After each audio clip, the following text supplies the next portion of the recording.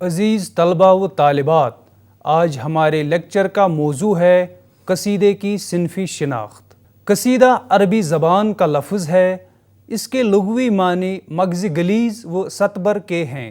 مضامین بلند اور پرشکوہ الفاظ کی وجہ سے قصیدے کو تمام شعری اصناف میں وہی رتبہ حاصل ہے جو انسانی جسم میں مغز سر کو۔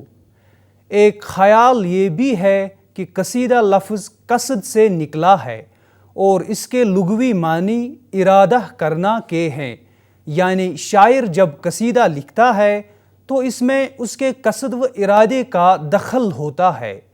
اصطلاحاً قصیدہ اس مسلسل نظم کو کہتے ہیں جس کے پہلے شعر کے دونوں مصرعے اور بقیہ اشعار کے دوسرے مصرعے ہم قافیہ و ہم ردیف ہوں، اور جس میں مدح یا ذم، وعظ و نصیحت یا مختلف کیفیات و حالات وغیرہ کا بیان ہو۔ اردو میں مروج اصناف سخن میں قصیدہ بھی مثنوی کی طرح ایک ایسی صنف ہے جس کی صنفی شناخت کے لیے اس کے موضوع اور حیت کو زمانہ قدیم سے ہی مساوی حیثیت دی گئی ہے، اور یہ سمجھا جاتا رہا ہے کہ دونوں میں سے کسی ایک کے فقدان سے یہ صنف اپنی شناخت کھو دیتی ہے۔ قصیدے کی صنفی تشکیل میں اس کی حیت کو بنیادی حیثیت حاصل ہے۔ عربی کی قدیم شاعری ایسی نظموں پر مشتمل تھی جن کے پہلے شعر کے دونوں مصرعے اور بقیہ اشعار کے دوسرے مصرعے ہم قافیہ ہوتے تھے۔ ایران میں جب شاعری کا آغاز ہوا تو فارسی شعراء نے مدحیہ نظموں میں عربی شاعری کی اسی مروجہ حیت کو اپنایا۔ فرق بس اتنا ہوا کہ عربی میں صرف قافیہ تھا، فارسی شعراء نے اس پر ردیف کا اضافہ کر دیا۔ بعد کے شعراء نے اسی کی تقلید کی اور یہ حیت قصیدے کے لیے مخصوص ہو گئی۔ اردو میں بھی قصیدے کی اسی حیت نے بار پایا۔ قصیدے کا پہلا شعر مطلع ہوتا ہے، لیکن کچھ شعروں کے بعد درمیان میں بھی مطلعے کہے جاتے ہیں۔ طویل قصیدوں میں مطلعوں کی تعداد کبھی کبھی 5 تک پہنچ جاتی ہے۔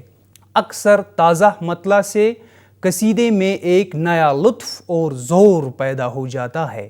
2 مطلعوں کے قصیدے کو ذو مطلعین اور 2 سے زیادہ مطلعوں کے قصیدے کو ذو مطالع کہتے ہیں۔ عربی کی ابتدائی شاعری میں قصیدے کا موضوع بہت وسیع تھا۔ اس میں شعراء کی روزمرہ زندگی، ذاتی تجربات، واردات عشق، ملکی حالات اور مناظر فطرت وغیرہ کی روح کار فرما تھی۔ زمانہ جاہلیت کے قبائلی سماج میں شعراء بہت غیور ہوتے تھے۔ افراد کی مدح و ستائش ان کا شیوا نہ تھا۔ عربی میں مدحیہ قصائد کا آغاز کافی بعد میں ہوا، اور اس وقت بھی مدح و ستائش صلاح و انعام سے بے نیاز ہو کر کی جاتی تھی، لیکن بے غرض مدح و ستائش کی یہ روش اپنی اصلی حالت پر قائم نہ رہ سکی، اور قصیدے صلاح و انعام کے حصول کے لیے کہے جانے لگے۔ رفتہ رفتہ خلفاء و امراء کی مدح سرائی کر کے انعام و اکرام حاصل کرنے کا عام رواج ہو گیا۔ یہی وہ زمانہ تھا جب فارسی میں قصیدہ گوئی کی ابتدا ہوئی۔ چنانچہ فارسی شعراء نے قصیدے کی بنیاد زیادہ تر سلاطین و امراء کی مدح و ستائش اور صلاح و انعام کے حصول پر رکھی۔ جب مدح سے کام نہ نکلتا تھا تو حجو پر کمر باندھتے تھے۔ مختصر یہ کہ اردو تک پہنچنے سے پہلے قصیدے کا اصل موضوع مدح یا حجو کی شکل میں متعین ہو چکا تھا۔ اردو میں بالعموم اسی کی پیروی کی گئی اور اس میں بھی مدح کا پلہ باری رہا۔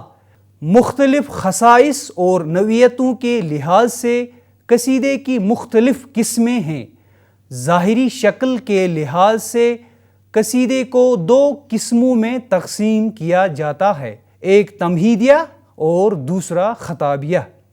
تمہیدیہ قصیدے میں ممدوح کی سیرت کے اوصاف اور اس کے ساز و سامان اور دیگر متعلقات کی تعریف و توصیف سے قبل بطور تمہید تشبیب اور گریز کے عناصر شامل ہوتے ہیں۔ خطابیہ قصیدے میں تشبیب و گریز کے اجزاء نہیں ہوتے، بلکہ براہ راست ممدوح کی تعریف سے قصیدہ شروع کر دیا جاتا ہے۔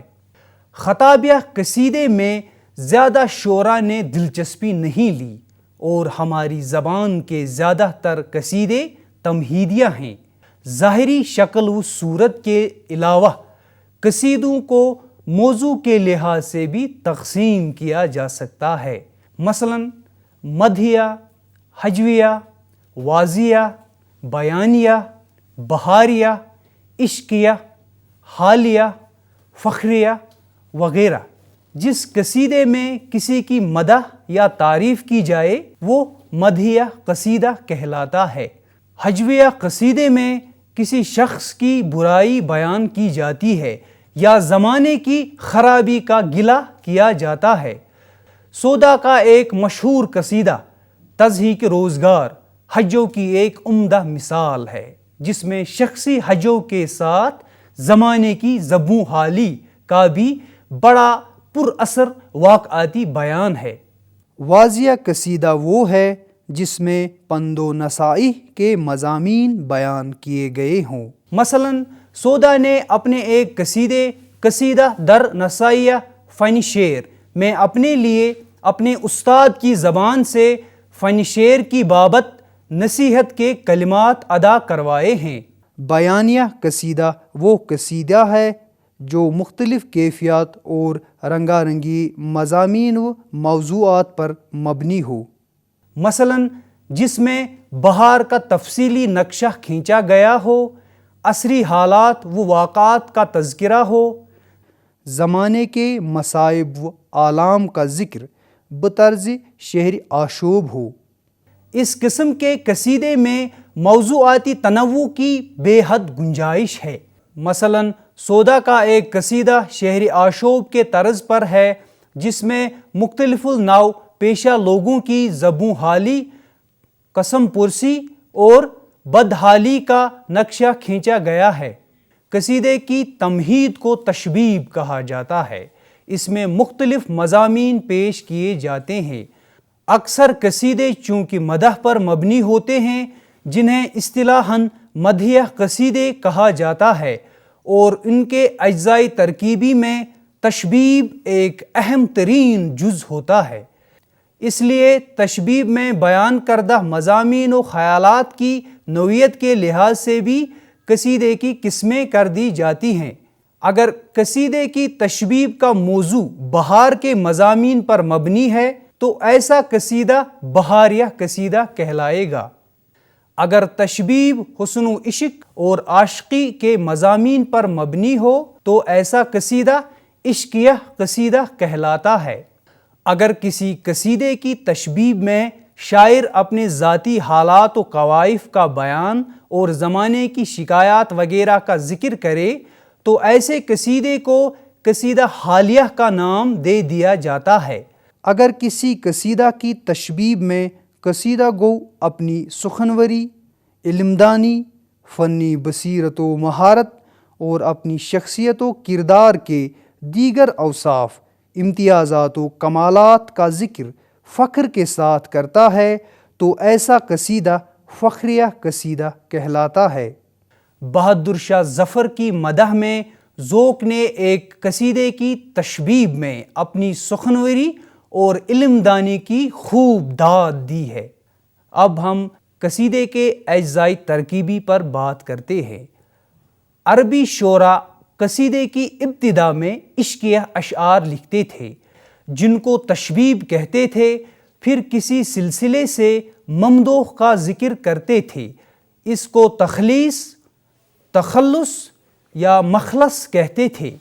اس کے بعد ممدوح کی تعریف ہوتی تھی، جس کو مدح یا تمہید کہتے تھے، اور آخر میں دعا پر خاتمہ کلام ہوتا تھا، جس کو برات الختام یا حسن مقطع کہتے تھے۔ فارسی میں رودکی نے انہی 4 ارکان کو برقرار رکھا اور بعد کے شعراء نے اسی کی تقلید کی۔ فارسی میں تخلص کے لیے گریز کا لفظ بھی استعمال کیا گیا۔ یہی 4 ارکان تشبیب، گریز، مدح اور دعا اردو قصیدے کے بھی اجزائے ترکیبی ہیں۔ مدح کے بعد اور دعا سے پہلے اکثر عرض حال یا حسن طلب کا حصہ بھی پایا جاتا ہے، لیکن یہ لازمی نہیں ہے۔ اب ہم قصیدے کی تشبیب پر بات کرتے ہیں۔ تشبیب سے وہ اشعار مراد لیے جاتے ہیں جو قصیدے کی ابتدا میں تمہید کے طور پر لکھے جاتے ہیں۔ ان ابتدائی اشعار کا ایک نام نصیب ہے۔ یہ دونوں نام اس نسبت سے ہیں کہ عربی شاعر قصیدے کے شروع میں عشقیہ اشعار لکھتے تھے، مگر فارسی اور اردو قصیدوں میں تشبیب کے اشعار محض عشقیہ مضامین تک محدود نہیں رہے، بلکہ ہر قسم کے مضامین تشبیب کے طور پر قلم بند کیے جانے لگے۔ مثلاً دنیا کی بے ثباتی، علوم و فنون کی بے قدری، پند و نصائح، زمانے کی شکایت، آسمان کا شکوہ، شاعری کی تعریف، موسم بہار، تصوف و اخلاق، تاریخی واقعات اور ذاتی و ملکی حالات، فن شعر سے بحث، معاصرین پر طعن و تعریض، خوشی و امید کے پیکر وغیرہ اردو قصائد میں بالعموم تشبیب کا موضوع بنائے گئے ہیں۔ اس لحاظ سے دیکھا جائے تو قصیدے کی تعمیر و تشکیل میں تشبیب نے ایک نہایت اہم اور مفید عنصر کا کردار ادا کیا ہے۔ اس سے قصیدے کی معنوی اور موضوعی دنیا وسیع اور متنوع ہوئی۔ تشبیب میں پہلے شعر کی بڑی اہمیت ہوتی ہے۔ تشبیب کا پہلا شعر قصیدے کا پہلا شعر یعنی مطلع ہوتا ہے، اور اسی سے شاعر کے کمال کا امتحان شروع ہو جاتا ہے۔ مطلع کے لیے یہ شرط ہے کہ وہ بلند پایہ اور شگفتہ ہو۔ اس میں کوئی جدت آمیز بات بیان کی جائے تاکہ سننے والا ہمتن گوش ہو جائے، اور بعد کے آنے والے اشعار خوشگوار اثرات چھوڑ سکیں۔ بہرحال یہ حقیقت ہے کہ تشبیب کے پرشکوہ اشعار قصیدے کے معنی و لطف کو دوبالا کر دیتے ہیں۔ صبح دم دروازے خاور کھلا، مہر عالم تاب کا منظر کھلا، خسرو و انجم کے آیا صرف میں، شب کو تھا گنجینہ گوہر کھلا، وہ بھی تھی ایک سیمیا کی سی نمود، صبح کو لازم و اختر کھلا، ہیں کواکب کچھ نظر آتے ہیں کچھ، دیتے ہیں دھوکہ یہ بازیگر کھلا۔ تشبیب کے لیے دوسری شرط یہ ہے کہ اس میں جو مضامین نظم کیے جائیں وہ ممدوح کے مرتبے اور حیثیت سے مناسبت رکھتے ہوں، تاکہ ان میں اور بعد کے مدحیہ اشعار میں کوئی معنوی تضاد نہ پیدا ہو۔ تشبیب کے لیے ایک اور شرط بتائی گئی ہے کہ اس کے اشعار مدح سے زیادہ نہ ہوں۔ اگر قصیدے میں تشبیب کے اشعار زیادہ ہوں اور مدح کے کم، تو ابن رشیق نے اس کو قصیدے کے معائب میں شمار کیا ہے۔ اس لیے قصیدے کا اصل موضوع مدح ہے، تشبیب محض ایک ضمنی شیء ہے۔ لیکن اس شرط کو بڑے قصیدہ نگاروں نے ہمیشہ نہیں برتا۔ چنانچہ غالب نے تو یہ بات لکھ دی ہے کہ ان کے قصیدوں میں مدح کے اشعار بہت کم ہوتے ہیں۔ مومن کے قصیدے بھی اسی طرح کے ہیں۔ سودا اور ذوق نے اپنے ہر قصیدے میں مدح کو تشبیب سے طویل تر نہیں رکھا ہے۔ تشبیب میں جو غزل شامل کی جاتی ہے اس کی نوعیت عام غزل سے مختلف ہونی چاہیے، چونکہ وہ قصیدے کا جز ہوتی ہے، اس لیے اس میں قصیدے کے لب و لہجہ کا ہونا لازمی ہے، ورنہ بے جوڑ معلوم ہوگی اور کلام میں ناہمواری پیدا ہو جائے گی۔ قصیدے میں غزل کا رنگ ملاحظہ ہو۔ شکستے وعدے ساقی سے دل ہے اتنا چور کہ جائے اشک نکلتے ہیں ریزۂ مینا۔ روشن ہو ایک چراغ سے جو نخل شمعداں، پہنچا ہے داغ دل کا میرے استخوان تلک۔ اب ہم گریز پر بات کرتے ہیں۔ تشبیب کے بعد شاعر کسی تقریب سے ممدوح کا ذکر چھیڑتا ہے، اس کو گریز کہتے ہیں۔ یہ قصیدے میں تشبیب اور مدح کے درمیان ایک منطقی رابطے کی کڑی ہے۔ تشبیب سے گریز کر کے شاعر مدح پر آتا ہے، لیکن اس طرح یہ محسوس ہو جیسے بات میں سے بات نکل آئی ہو۔ اصطلاح میں گریز کو دو سرکش بیلوں کو ایک جوئے میں جوتنے کے معنی میں لیا گیا ہے، جس کا سبب یہ ہے کہ یہ حصہ تشبیب اور مدح کے بے ربط اجزاء میں ربط پیدا کرتا ہے۔ گریز کا سب سے بڑا حسن یہ خیال کیا جاتا ہے کہ تشبیب کہتے کہتے شاعر مدح کی طرف اس طرح گھوم جائے جیسے بات میں بات پیدا ہو گئی ہو۔ گریز کی یہی وہ خوبی ہے جس کی وجہ سے وہ قصیدے کا محتم بالشان حصہ اور شاعر کے کمال کا معیار سمجھا جاتا ہے۔ گریز ایک شعر کے ذریعے بھی کیا جاتا ہے اور اس کے لیے ایک سے زائد اشعار بھی کہے جاتے ہیں۔ عربی شعراء ابتدا میں گریز کی طرف زیادہ توجہ نہیں کرتے تھے، چنانچہ ان کی تشبیب اور مدح میں کوئی خاص ربط نہیں ہوتا تھا، لیکن شعراء متاخرین نے اس کو ایک مستقل فن بنا دیا۔ فارسی شعراء نے بھی اس کو ایک فن کی طرح سے برتا اور اس میں طرح طرح کی جدتیں پیدا کیں۔ اردو شعراء نے بھی گریز کو یہی حیثیت دی ہے۔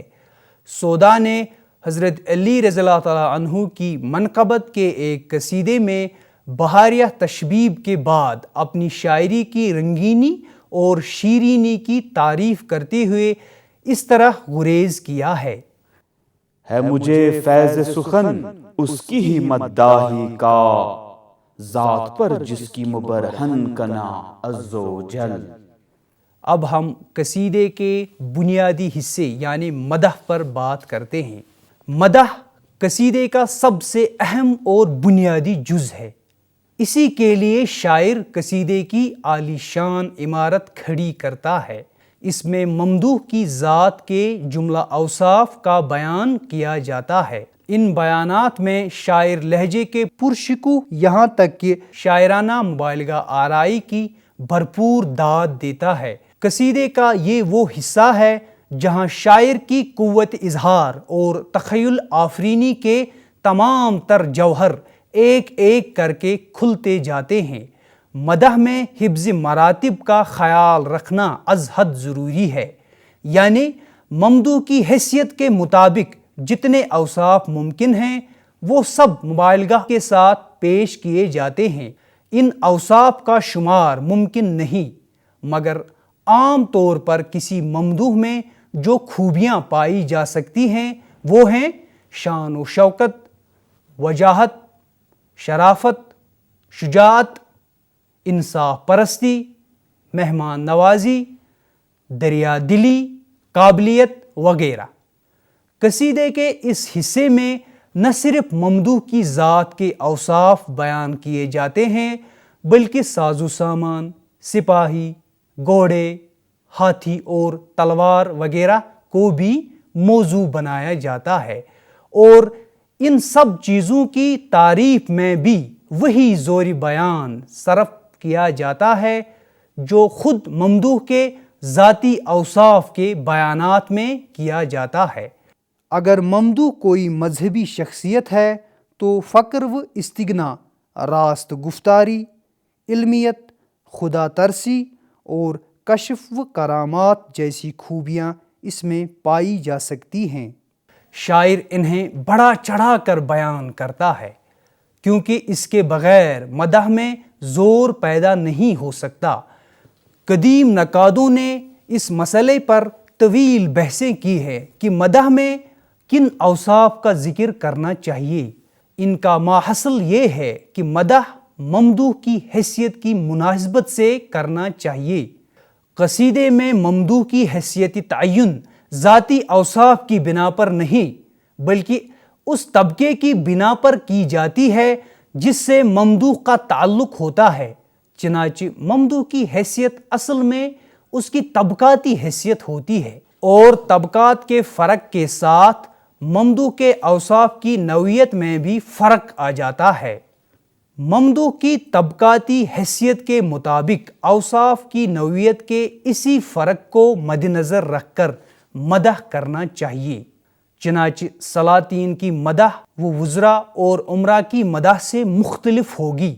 اسی طرح علماء و حکماء کی مدح سلاطین و وزراء سے جداگانہ ہوگی۔ البتہ سلاطین کی مدح میں بادشاہوں کے اوصاف کے ساتھ وزراء، امراء، علماء اور حکماء کے اوصاف کا بیان بھی مستحسن ہے۔ بہادر شاہ ظفر کی تعریف میں غالب کے ایک مشہور قصیدے سے مدح کے یہ اشعار دیکھیے، جن میں ممدوح کے ذاتی اوصاف اور متعلقات کی نہایت طمطراق سے داد دی گئی ہے۔ قبلہ چشم و دل بہادر شاہ، مظہر ذوالجلال والاکرام، شہسوار طریقہ انصاف، تو بہار حدیقہ اسلام، جس کا ہر فعل صورت اعجاز، جس کا ہر قول معنی الہام، بزم میں میزبان کیسر و جم، رزم میں استاد رستم و سام، اے ترا لطف زندگی افزا، اے تیرا عہد فرقی فرجام، تیر کو تیرے تیر غیر ہدف، تیغ کو تیری تیغ خصم نیام، رعد کا کر رہی ہے کیا دم بند، برق کو دے رہا ہے کیا الزام۔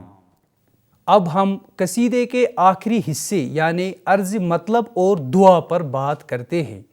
اس میں شاعر اپنے ذاتی حالات اور اغراض و مطالب کا بیان کرتا ہے۔ مدح و تعریف کی داد طلب کرنے کے علاوہ مالی منفعت اور صلہ و اکرام کا حصول بھی اس کا خاص مقصد ہوتا ہے۔ اظہار مقصد کے بعد اخلاقی اور نفسیاتی طور پر ضروری ہو جاتا ہے کہ قصیدہ ممدوح کی درازی عمر، شان و شوکت اور زر و مال میں افزونی و ترقی کی دعا پر ختم ہو۔